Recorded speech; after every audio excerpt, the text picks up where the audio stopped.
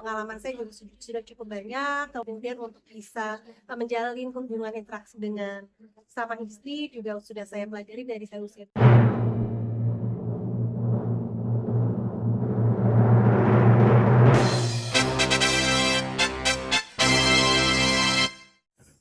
Nah, tentunya ya kesibukannya semakin bertambah pastinya, dan di dalam Kementerian ATR BPN ini kami ada organisasi untuk para istri dan juga karyawati ATR BPN, namanya Ikawati.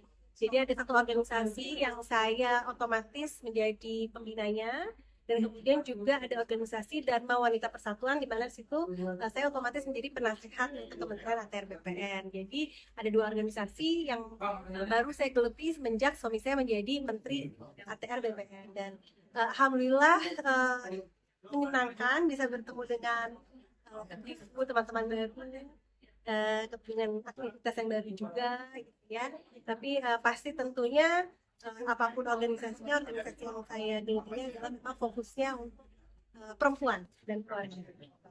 Alhamdulillah semuanya berjalan dengan lancar aja, karena mungkin juga background saya sebagai istri prajurit sudah terbiasa dengan organisasi istri tentara ya di Divisi Kartika Chandra Kirana, sehingga ketika saya juga harus bergabung di organisasi lain yang serupa, pengalaman saya juga sudah cukup banyak, kemudian untuk bisa menjalin hubungan interaksi dengan sama istri juga sudah saya pelajari dari saya usia 23 tahun. Jadi alhamdulillah sejauh ini, dan memang ibu-ibu di ATR BPN juga sangat welcome dan nyambung banget dengan saya gitu ya. Jadi hangat hubungannya dan kerjasama juga sangat baik sih. Jadi saya merasakan walaupun baru 1 bulan lebih ini, tapi saya merasakan kenyamanan sudah bersama dengan ibu-ibu Ikawati dan wanita persatuan Kementerian ATR BPN. Kebetulan saat ini saya tidak ada kegiatan sama sekali di dunia entertainment ya.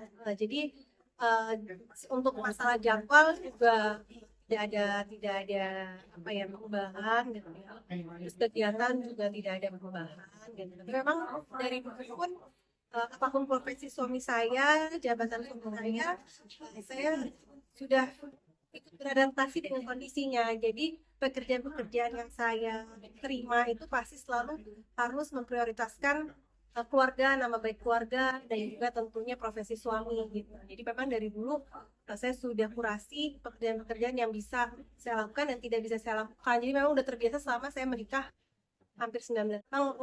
Jadi memang bukan membatasi, tapi lebih mengkurasi kegiatan-kegiatan yang memang harus saya sesuaikan dengan profesi suami, dan juga prioritasnya adalah segala sesuatu yang mendukung suami. Karena semenjak saya menikah, itu adalah prioritas saya sudah bergeser. Yang tadinya saya hanya hidup sendiri, prioritas hidup saya hanya diri saya, tapi ketika saya menikahi seorang AHY yang saya tahu profesinya waktu itu ketika itu adalah seorang prajurit, saya harus memprioritaskan beliau untuk menjadi nomor satu di hidup saya. Jadi apapun yang dilakukan oleh saya adalah untuk mendukung beliau dan karirnya dan keluarga kami. Kemudian ke lahir akhirnya prioritas saya juga menjadi untuk suami dan anak, itu yang utama. Dan apa yang namanya ya, kesuksesan mereka itu adalah kesuksesan saya. Jadi saya selalu apapun yang saya lakukan, saya masukkan kegiatan pribadi saya itu di waktu luang di mana tidak ada kegiatan saya untuk mendukung suami dan anak. Karena menurut saya yang paling sebagai istri itu adalah untuk mendukung suami dan membimbing anak untuk meraih kesuksesan mereka. Iya, memang itu menjadi sebuah tantangan tersendiri. Anak saya laki sudah menjadi seorang presiden, kemudian sekarang menjadi anak seorang menteri. Memang anak saya itu bukan tipe anak yang apa ya, bisa mudahnya dengan bangganya gitu untuk bisa menjadi keluarga. Memang ada beban untuk dia sering curhat kepada saya kalau memang dia tidak mau berada dalam identitas kakeknya dan bapaknya, tidak mau dia selalu dibayang-bayangin dia tetapnya sana ingin punya Indonesia sendiri. Saya tahu beban itu cukup berat untuk anak saya hadapi gitu ya. Jadi saya memang juga dari kecil saya berusaha untuk membuat hidupnya sangat normal. Mungkin tidak bisa senormal anak lain karena bagaimanapun harus selalu ada yang menemani atau mengawal dari mereka kecil, dari anak saya kecil gitu kan. Tapi saya berusaha untuk selalu apa ya, ketika bisa saya bisa sedang tidak di Indonesia, saya bisa diizinkan untuk naik kendaraan umum, itu saya lakukan. Diizinkan untuk saya bisa nyetir sendiri anak saya. itu saya lakukan sehingga anak saya merasa kehidupan normal gitu. Terus kemudian saya tidak pernah memberitahukan anak saya bahwa kakeknya adalah seorang presiden sampai dia besar dan dia sadar sendiri, oh ternyata kakeknya adalah presiden gitu. Jadi itu menjalankan natural sih. Apa ya?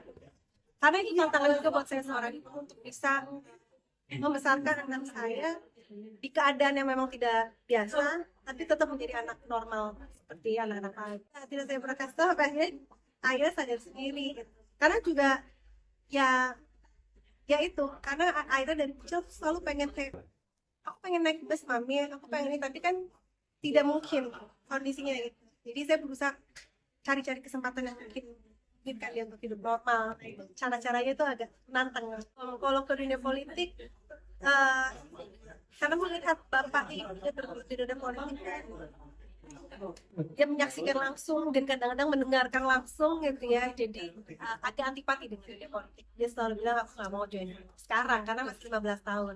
Saya tidak tahu selain terjadi misalnya 5 tahun ke depan atau 10 tahun ke depan gitu ya. Tapi dia punya itu, dia pengen punya identitasnya sendiri, punya cita-citanya sendiri yang berbeda mungkin dengan dua orang tuanya, dan saya sangat menghargai gitu. Dan untuk pergaulannya, tentu saya pertama doa ya, modalnya untuk supaya bisa dikelilingi dengan teman-teman yang positif. Terus kemudian juga saya berusaha untuk selalu mengenal teman-temannya, sahabat-sahabatnya saya ajak ngobrol juga. Jadi sahabatnya itu bisa terbuka dengan saya. Nah itu dimana kuncinya, ketika kita mengetahui sahabatnya siapa dan cerita-cerita tentang mereka apa yang sedang berlangsung, what's going on with them, jadi kita bisa tahu apa sih yang terjadi dalam hidupnya kan, lebih enak begitu. Jadi saya berusaha masuk selalu ke antara teman-temannya, dan di apa ya, jadi seperti temannya mereka lah, walaupun dengan posisi tentu bukan seperti bestie ya, tapi kayak bisa menciptakan suasana yang mereka nyaman untuk cerita gitu. Nggak hanya anak saya tapi teman-temannya juga gitu.